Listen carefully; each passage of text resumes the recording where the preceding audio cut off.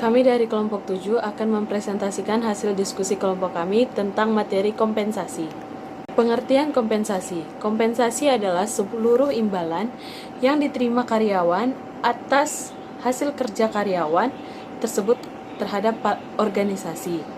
Kompensasi bisa berupa fisik maupun non-fisik dan harus dihitung dan diberikan kepada karyawan sesuai dengan pengorbanan yang telah diberikannya kepada organisasi atau perusahaan tempat dia bekerja. Kompensasi merupakan salah satu fungsi penting dalam manajemen sumber daya manusia, karena kompensasi adalah salah satu aspek yang paling sensitif di dalam hubungan kerja. Kompensasi memiliki bagian-bagian. Yang pertama ada upah atau gaji. Upah merupakan dasar pembayaran yang sering digunakan bagi pekerja-pekerja produksi dan pemeliharaan. Sedangkan gaji atau salary biasanya berlaku untuk tarif mingguan, bulanan, ataupun tahunan. Kedua, insentif adalah tambahan-tambahan gaji di luar pokok atau upah yang diberikan oleh perusahaan. Ketiga, tunjangan. Tunjangan dalam perusahaan biasanya meliputi asuransi, kesehatan, asuransi jiwa, atau liburan-liburan yang ditanggung oleh perusahaan. Keempat, fasilitas. Fasilitas yang diberikan perusahaan juga meliputi mobil perusahaan, keanggotaan klub, penggantian biaya parkir atau tempat parkir khusus, dan lain sebagainya. Kompensasi memiliki fungsi dan tujuan. Fungsi yang pertama, penggunaan SDM secara lebih efisien dan lebih efektif. Semakin banyak karyawan yang diberikan kompensasi yang tinggi, berarti semakin banyak karyawan yang berprestasi tinggi. Banyaknya karyawan yang berprestasi tinggi, maka akan mengurangi pengeluaran biaya untuk pekerjaan yang tidak perlu. Kedua, mendorong stabilitas perusahaan dan pertumbuhan ekonomi. Sistem pemberian kompensasi yang baik dapat membantu stabilitas perusahaan dan secara tidak langsung juga dapat mendorong stabilitas dan pertumbuhan ekonomi. Ketiga, sebagai bagian dari manajemen SDM, pemberian kompensasi berfungsi untuk memperoleh karyawan yang memenuhi persyaratan. Kompensasi yang cukup tinggi sangat dibutuhkan untuk memberi daya tarik kepada para pelamar kerja.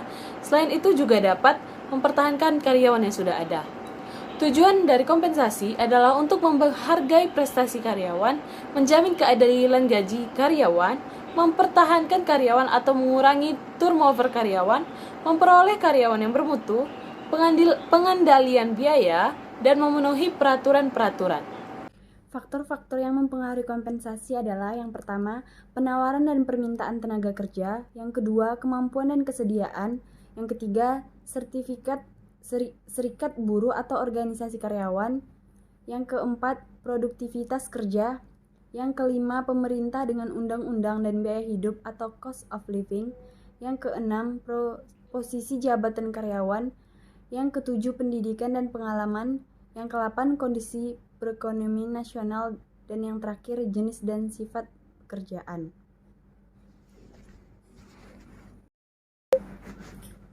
Manfaat dari kompensasi adalah yang pertama sebagai transaksi ekonomi, yang kedua sebagai transaksi psikologi, yang ketiga sebagai transaksi sosial, yang keempat sebagai transaksi politik, dan yang terakhir sebagai transaksi etika. Adapun jenis-jenis kompensasi, yang pertama, kompensasi finansial secara langsung yang berupa bayaran pokok atau gaji dan upah. Yang kedua, kompensasi finansial tidak langsung berupa program-program proteksi atau asuransi kesehatan, asuransi jiwa, pensiun, dan asuransi tenaga kerja. Dan yang terakhir, kompensasi non-finansial berupa pekerjaan, contohnya tugas-tugas yang menarik, tantangan, tanggung jawab, pengakuan, dan rasa pencapaian. Tantangan-tantangan yang dihadapi dalam menentukan kompensasi. 1. Standar gaji yang berlaku umum. Beberapa jabatan harus dibayar lebih dari yang seharusnya sebab oleh desakan pasar, terutama untuk jabatan yang suka diisi lowongannya. Yang kedua, kekuatan seluruh serikat buruh bisa menjadi kekuatan yang sangat besar. dalam suatu perusahaan yang memaksa perusahaan untuk memberikan upah atau gaji yang lebih besar bila dibandingkan dengan hasil evaluasi jabatan. Pemerintah mempunyai kekuasaan yang besar dalam mengatur perusahaan-perusahaan. Pemerintah dapat menentukan tarif upah minimum, jam kerja standar, dan tunjangan yang tidak boleh dipatuhi oleh perusahaan, di mana bisa terjadi upah minimum pekerjaan melebihi yang ditentukan oleh evaluasi jabatan. Langkah-langkah penentuan kompetensi yaitu menganalisis jabatan merupakan kegiatan untuk mencari informasi tentang tugas-tugas. Yang kedua, mengevaluasi jabatan adalah proses sistematis untuk menentukan nilai relatif dari suatu pekerjaan dibandingkan dengan pekerjaan lainnya. Yang ketiga, melakukan survei gaji dan upah merupakan kegiatan untuk mengetahui tingkat gaji yang berlaku secara umum dalam perusahaan-perusahaan yang mempunyai jabatan yang sejenis. Yang keempat, menentukan tingkatan gaji untuk menciptakan keadilan internal yang menghasilkan ranking jabatan dan melakukan survei tentang gaji yang berlaku di pasar tenaga kerja.